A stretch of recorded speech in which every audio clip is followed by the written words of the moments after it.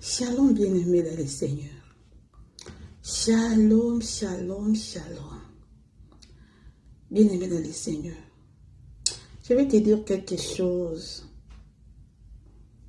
que je suis en train d'étudier sur la chose, d'essayer de comprendre ça. Mais le Saint-Esprit m'a fait comprendre déjà. Et nous sommes dans un monde où, pour nous, l'Église, enfant de Dieu, nous sommes dans un monde où nous sommes venus pour la guerre. Et cette guerre n'est pas terminée tant que nous sommes encore sur terre. Cette guerre va durer jusqu'à ce que viendra le Messie. Ce monde que nous sommes, c'est le monde de combat. Et il faut que nous devons savoir, nous, chrétiens, enfants de Dieu, que chaque jour de notre vie, chaque jour, tout le jour dans notre vie, nous avons le combat. Et nous sommes appelés à vaincre tous les combats. Parce que nous ne combattons pas dans l'échec. Nous combattons dans la victoire plutôt.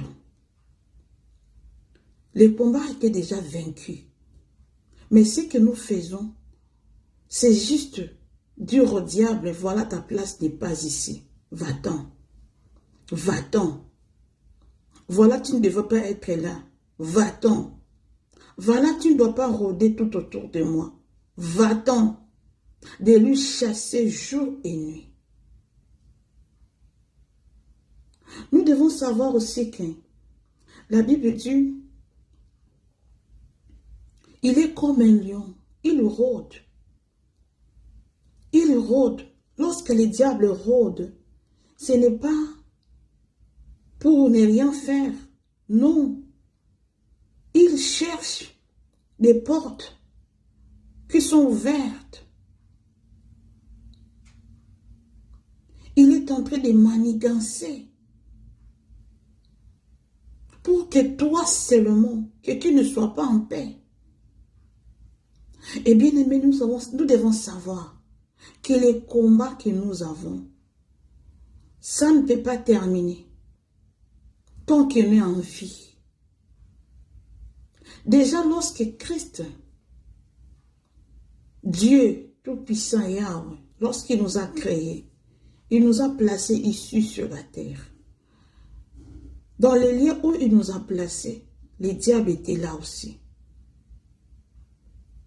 Oui, les diables étaient là.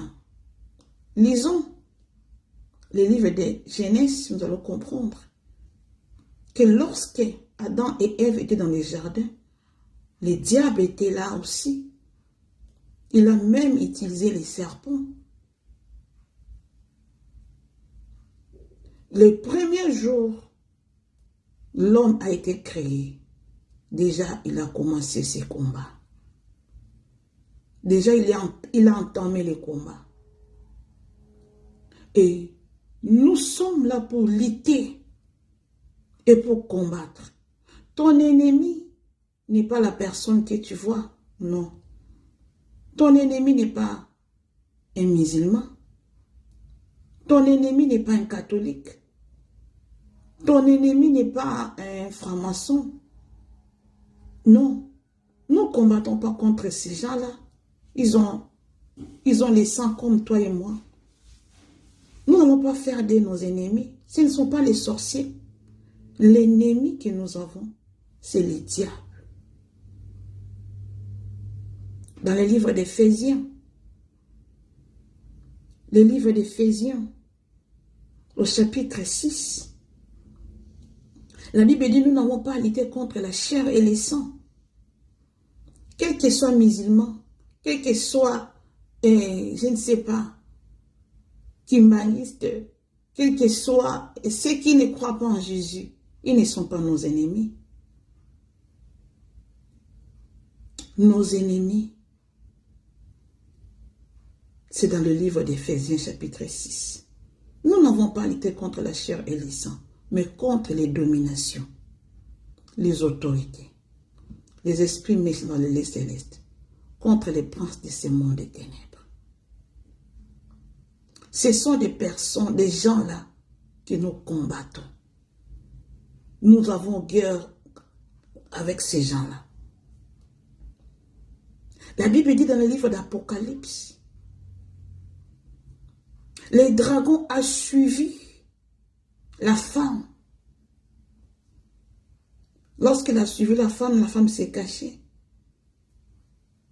Et là, il a maintenant suivi qui? Le fils de la femme. Le fils, c'est l'Église. Dans le livre d'Apocalypse au chapitre 12. Donc, la Bible dit, il a suivi la génération de la femme. Donc, nous ne serons pas en paix. Un chrétien doit savoir, lorsqu'il n'est pas en train de combattre, il ne peut pas être à l'aise. Lorsque nous combattons, c'est ça. La Bible dit encore, apôtre Paul est en train de dire, nous sommes en train de courir. Lorsqu'on parle de la course, on nous parle de ceux qui vont vaincre.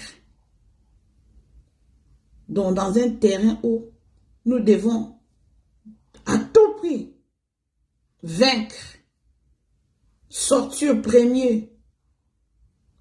Lorsque les gens sont en train de... Lorsque les gens font, par exemple, la course dans un terrain quelconque, il y a un prix à gagner. Et c'est là les combats. Lorsque vous voyez un ring des catcheurs, c'est le combat, on parle des combats. Lorsque l'apôtre Paul parle, de course, donc les combats. La course, c'est le combat. C'est pourquoi il a dit combattons le bon combat.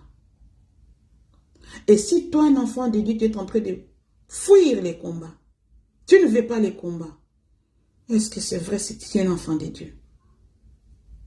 Ma vie est combattue. Je suis tout le temps combattue. Oui. Oui. Tu dois être combattu parce que toi, tu n'es pas avec eux, parce que tu es contraire d'eux. Tu ne marches pas avec eux ensemble. Parce que tu n'es pas de ces camps-là. Tu ne peux pas combattre les sorciers. Un sorcier, tu le combattras pourquoi? Et si c'est un élu de Dieu? S'il est appelé à se répandre, entrer au ciel, si tu le combats, toi tu crois que le Seigneur va exaucer? Parce que c'est un élu. C'est aussi un fils de Dieu. Nous devons plutôt prier pour eux, non les combattre. Nous devons plutôt prier pour les sorciers, non les combattre. Parce que notre arme, nous devons braquer les diables. Pas les hommes comme toi et moi. Bien-aimé, tu dois savoir aussi que dans chaque famille, il y a les entités. Il y a les entités. Et dans chaque quartier, dans chaque avenue, il y a les entités. Et nous devons combattre ce que ces entités-là ne puissent pas opérer. Dans nos familles, il y a des entités. Et ces entités-là, ils sont peut-être représentés par les personnes humaines comme toi et moi. Mais en réalité, ce ne sont pas ces personnes-là.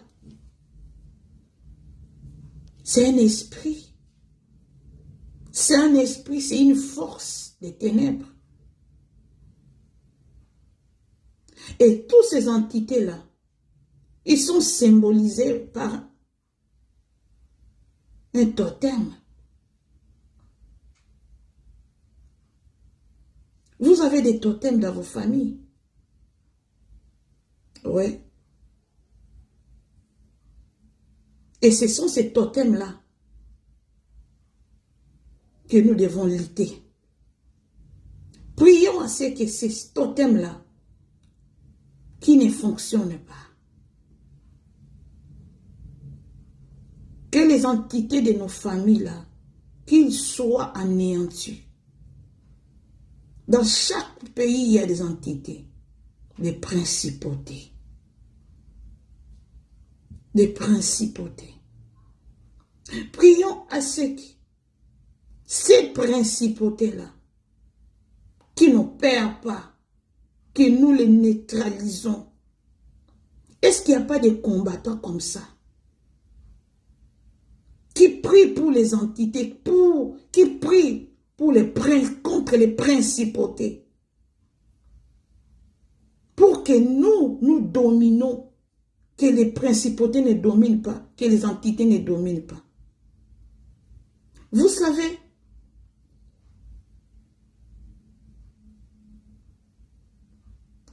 un jour,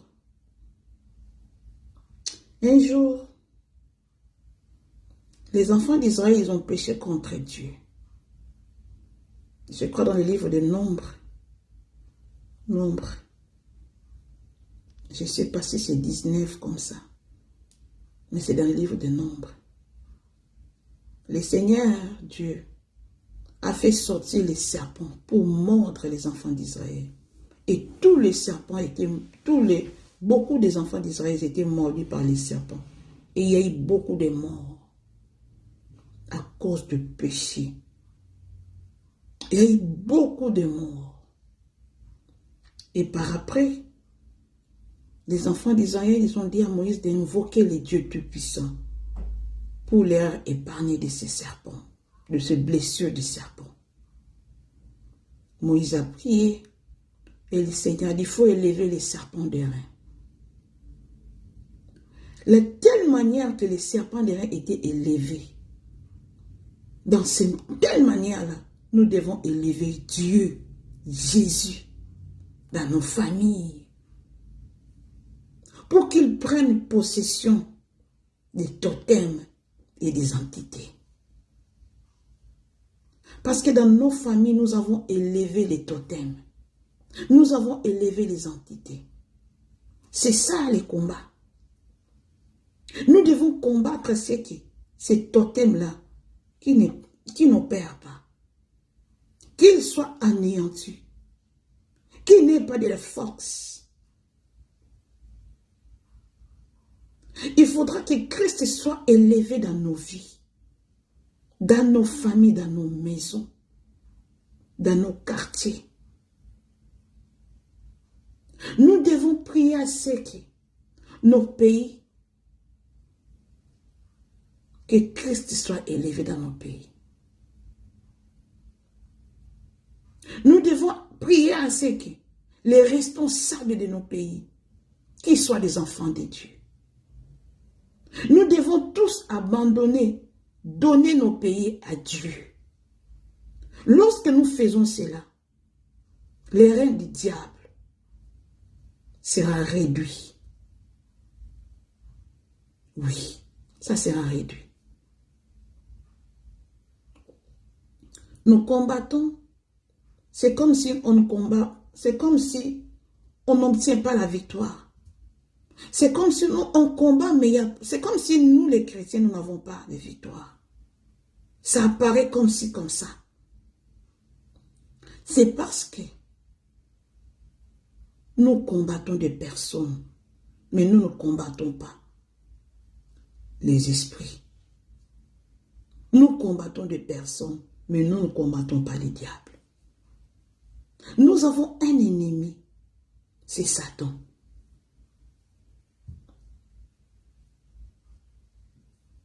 Toi qui combats ton frère sorcier, et si un jour,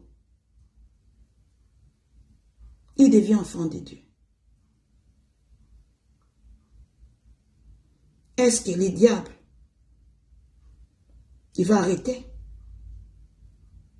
Non. nous ne devons pas combattre ces gens-là. Nous devons plutôt prier pour eux. Nous devons plutôt prier pour eux.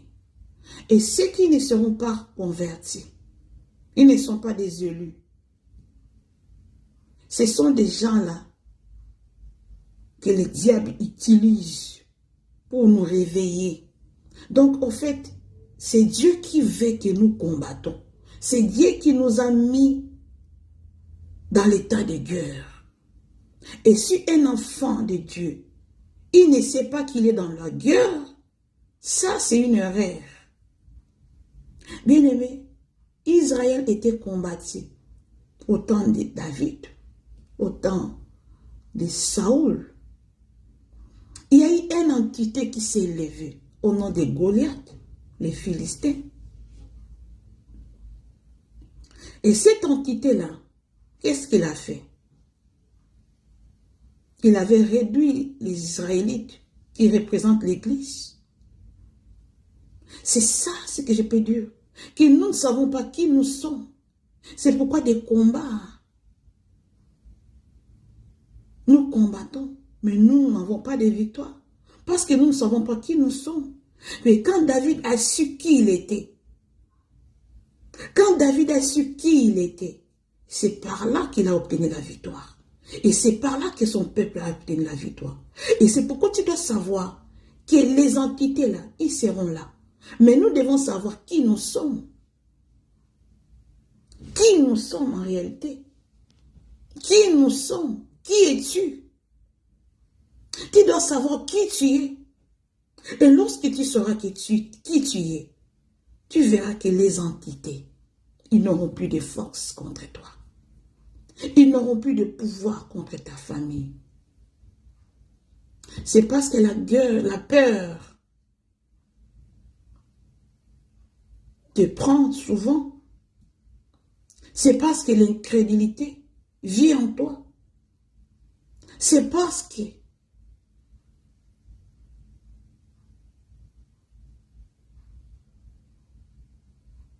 le péché vit en toi.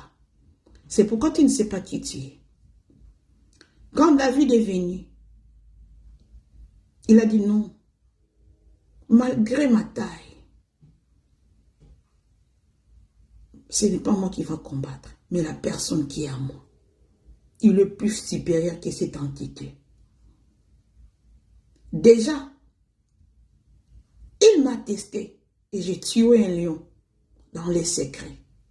Il m'avait testé. Et c'est lorsque j'ai tué les lions, je peux aussi détruire cette entité. Les lions, ce sont des totems. Les lions représentent des totems de nos familles. C'est le diable. Il est comme un lion. C'est comme un lion. Souvenez-vous dans la Bible dit dans les livres des psaumes 91, 91, au verset 13. Nous marcherons si l'aspic et les lions. Nous foulerons les lionceaux et les dragons. Vous comprenez ça? Nous devons savoir qui nous sommes. Nous avons le pouvoir de marcher, de fouler les lionceaux et les dragons. Nous avons le pouvoir sur les serpents et les scorpions. Lorsqu'un sorcier devient un serpent, il est un sorcier, une personne qui Dieu a créé à son image. Il a dit donc, j'aime la peau du serpent. Et le serpent là, c'est lui là que nous allons combattre maintenant. La personne a élevé les totems. Il devient un serpent, il s'est déguisé en un serpent. Donc moi, quand je vois les serpents, je vais tuer les serpents. Parce que la Bible nous dit d'écraser la tête du serpent, de marcher sur le serpent et le scorpion. Donc si toi, une personne, qui devient un serpent, je vais te tuer. C'est par là que je vais te tuer. Mais je n'ai pas à combattre la chair et les sangs. Mais quand tu te fais maintenant un totem, c'est par là que je vais te détruire.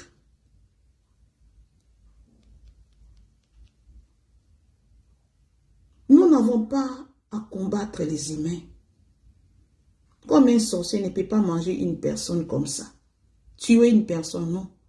Avant que les sorciers te tuent, il doit te faire convertir à un animal. Lorsque tu deviens un animal, il a le pouvoir sur toi. Là maintenant, il a le pouvoir sur toi. Parce que la Bible nous a demandé de dominer sur les oiseaux du ciel, les poissons de la mer et les animaux qui sont sur terre. Et c'est pourquoi toi aussi, tu dois dominer sur les entités et c'est les totems de nos familles. Chaque famille a un totem. Moi, je sais pour nous. Et toi, tu dois savoir pour toi. C'est ça votre combat. C'est là où est votre combat. Tu dois cibler quel esprit qui est dans votre famille. Et c'est par là que tu dois maintenant te focaliser dans la guerre.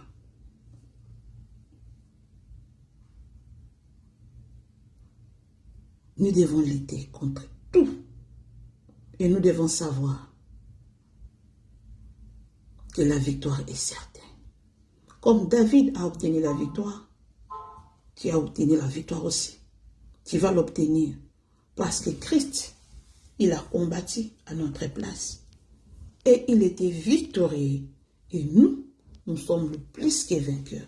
N'ayons pas peur, n'ayons pas peur, n'ayons pas peur de combattre. N'ayons pas peur de combat, n'ayons pas peur de la guerre. Nous sommes appelés pour combattre. Nous sommes appelés à la guerre. Et après cela, après la guerre, il y aura une couronne de gloire qui nous attend. Et luttons. Les problèmes que tu as, c'est ça et ton combat. La situation que tu vis dans ta famille, de tes enfants, de ton mari, de ta femme, la situation que tu as là, ces problèmes-là, c'est ça et ton combat. Alors, cherche à connaître la source et combat. À chaque fois quand tu combats, c'est dans le combat. Lorsque tu mènes la victoire, tu ne peux pas croiser les bras après ça. Tu ne peux pas croiser les bras après ça. Il y aura encore un autre combat. Et à chaque fois que tu es en train de vaincre, et les combats s'ajoutent. Et ça devient de plus en plus lourd et fort. C'est ça que tu dois comprendre. Si tu peux comprendre ça, ça sera mieux pour toi. Bien-aimé, reviens pas en arrière. Rentre pas en arrière. Tu avais des maladies. Aujourd'hui, tu n'as plus ça. Tu avais des problèmes de finances, des problèmes. Aujourd'hui, c'est autre chose. Cela veut dire, cela est déjà parti. Maintenant, tu as une autre dimension de combat. Et à chaque fois, nous vaincrons. Et il y a d'autres situations qui arrivent. D'autres combats arrivent. Et ça arrive plus fort que ce qui était avant. Alors toi aussi, comme le combat devient plus fort, toi aussi tu dois être plus fort. Tu dois te nourrir de l'onction, de la puissance. Tu dois invoquer le Saint-Esprit, te donner la force, la vie de prière, la concentration, la consécration, la sainteté. Tu dois t'élever maintenant. Dans une autre dimension. Parce que les combats deviennent de temps en temps de plus en plus forts. Et lorsque les combats deviennent forts, c'est au niveau de tes combats. Tu vas savoir que ma force est ce niveau ici. Et lorsque tu gagnes, tu mènes la bataille, tu dois comprendre qu'il y aura encore un autre combat qui va arriver. Alors, remplis-toi encore de la puissance. Entre encore dans la profondeur. Médite encore la parole de Dieu. Provisionne-toi de la prière et de la parole de Dieu. Et tu vas vaincre. Le combat ne finira pas. Et quand Christ viendra, et cela sera la fin de notre combat. Et nous serons enfin dans la paix éternelle. Que le Seigneur te bénisse. C'était moi, la humble servante de l'Éternel, Maman Sandra, juste pour te fortifier, te donner encore le courage, la force. Ne te fatigue pas. Ne te fatigue pas. Tu as des ennemis qu'il faut combattre. Dans le livre d'Éphésiens, au chapitre 6, tu vas comprendre ça. Que le Seigneur te bénisse. Ciao.